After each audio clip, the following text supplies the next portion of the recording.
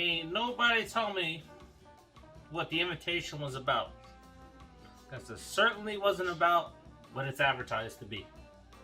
Welcome to another episode of the Popcorn Confessional, and this is Dave from Nerdbox, and I'm accompanied by my wife Jen, also from Nerdbox. And on this episode, we are talking about the invitation. So fire up that Jiffy Pop and meet us in the booth.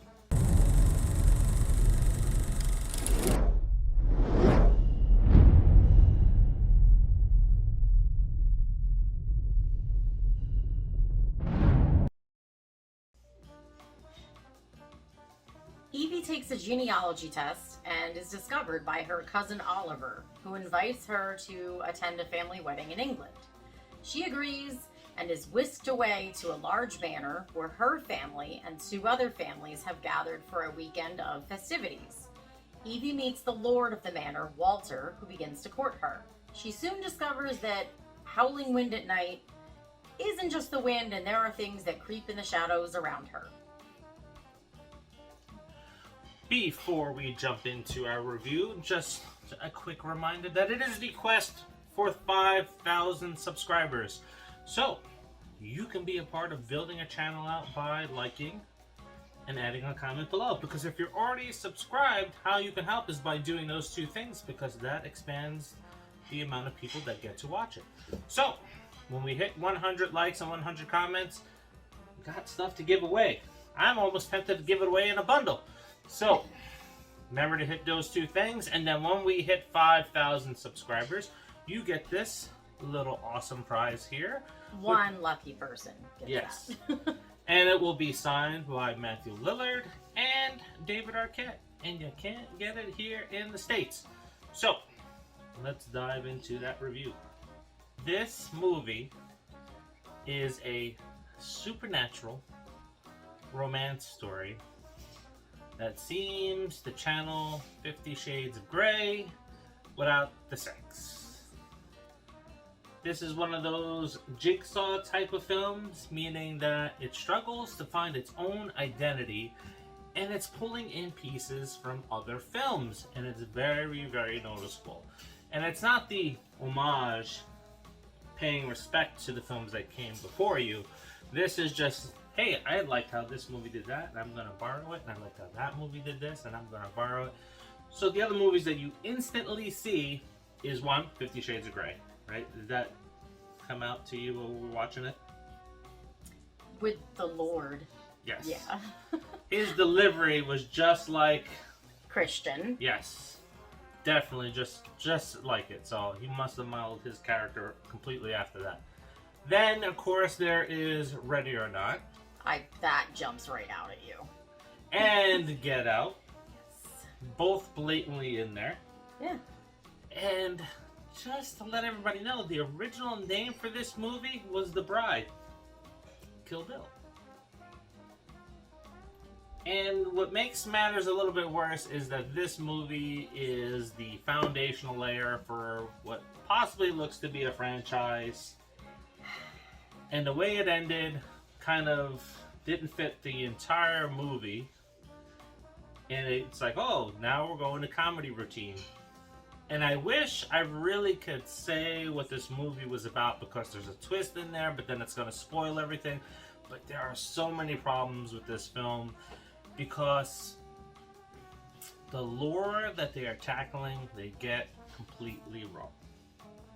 So, if Jen's up to it and people requested enough, we'll probably do a spoiler video for this and then drop it, because by gone it, I have to complain about it. And you can't talk about it, really, otherwise you're just going to give the whole damn thing away. Yes. There isn't anything more than what he said that we can say. So as Jen introduced the film, essentially that's what it is. So we're getting this, something that we've seen before, where you have a person that's going away to another country, and it's this gorgeous house, probably a little bit nicer than what we saw in Men. And it's a romance movie for the first two acts. It really is. That's where it is. And then you have little subtle elements of supernatural things that are going on in the film. The story is a little bit, I would say, interesting enough to keep you kind of engaged, but it's really easy to figure out what's going on. And for me, I've talked about it in some other videos, I really like one style of horror genre where she doesn't really care for it that much. So I wanted to see where it was going in that aspect. And then when they revealed it and they mentioned a few things, I was like, well, that's wrong. That's almost rewriting history. Yeah, I didn't have a clue. But the movie itself was just very easy to figure out. It didn't take very long for me to be like, oh, that's what's going on. Now, the lead character, I thought she was really good. I like her. Yeah. I would watch her in other things. Uh-huh. I did like her. And I liked her friend, too. Yep. But she played the role of Little Rel in Get Out, pretty much. Yeah, essentially. She was like that sidekick that was like, you're gonna die. Yep. Phone, text messages, Yeah. shows up. Yeah, it's the same type of stuff. Mm-hmm. So, if you like Get Out and you like Ready or Not, and you want to see like everything just kind of thrown together in like a potluck type of movie, this may be for you. But I would say it's definitely not something that you would want to go see in the theater, or maybe even pay for on video on demand. Yeah, we used our pass, so we didn't pay to see it.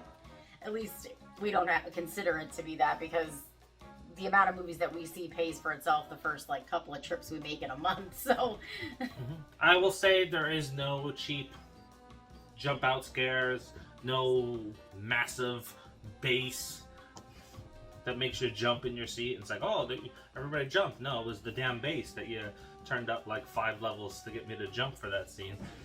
yeah, that's what I know what you're talking about, because that's when I jumped and I was like, it was just the noise that like startled me. Yeah, like the remake of The Last Grudge, that's all they did is like, boom. It's like, yeah.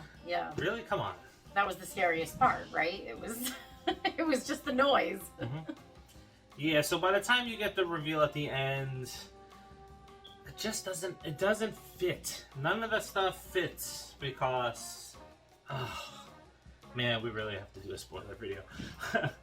Yeah. It just doesn't fit. I will say this, if it comes on TV, maybe that's where you watch it. They cheated. They took everyone else's ideas and threw it into one movie, and they didn't do it very well, is the problem. I did like the lead actress, and I liked her friend. I thought that they were the best part of the entire movie. It's a one and done for me. Yeah. Walt's okay, but I kind of got stuck on his mouth. Like, he had a weird mouth. Yeah. He's like really just like to the sides. Maybe hit Botox. I don't know. It's a one and done for you. For me, it's a nope. And I haven't given out a nope in forever, but this is definitely a nope. Not coming back to it. As much as the lore in this movie always interests me in things, and I was like, oh, I'll give it another chance because maybe I'll see something else. No. One and done is kind of like the same thing, though. No, nope is like, nope, nobody should go see it. One and done's like, it's worth watching at least one time because it may be really good, and sometimes it may be bad, and then you can watch it. Because there's a lot of really good dramas that we've watched once and didn't need to come back to. So what was that? The Billboard movie? 3 billboards outside Ebbing, Missouri. Yes. Now that's a one and done, but it's a one and done that's good. No, it was really good. It's really good to sit there and watch that movie, but then it's like, am I ever going to watch it again? No. Am I going to buy it? No, because I'm never going to watch it again. Well, so I think the ones that are based on actual events are a little, and was inspired by, because I actually just saw the true life story on ID the other day. So that movie was inspired by actual events. So I think with those, again, we didn't rate those, and we don't typically go back to them because why? We know how, something that's based on an actual event, there's just no reason, there's no rewatchability to that. Yeah, and now if you ever wondered and you didn't watch when we started our quest for 1,000, we announced our new rating system. One and done that's what it meant. It's like, it doesn't mean that it's bad, it doesn't mean that it's good. It's worth checking out at least one time and then forming your own opinion on it. Well, that's why I said That's why I said one and done, because I think that there might be some people out there that enjoy this movie. Yeah, you're giving a lot of people credit. Mine's just a nope. You've seen some of the movies that people like, right? Yes. So I would watch those over this one. But so I'm not giving people too much credit. The only thing that I would not watch over this is Summer Camp. That family summer camp movie is, I'm not, no, that's another no. Family Camp. Yeah, Family Camp. See, it's so bad I don't even remember the damn name. You don't remember the name of anything.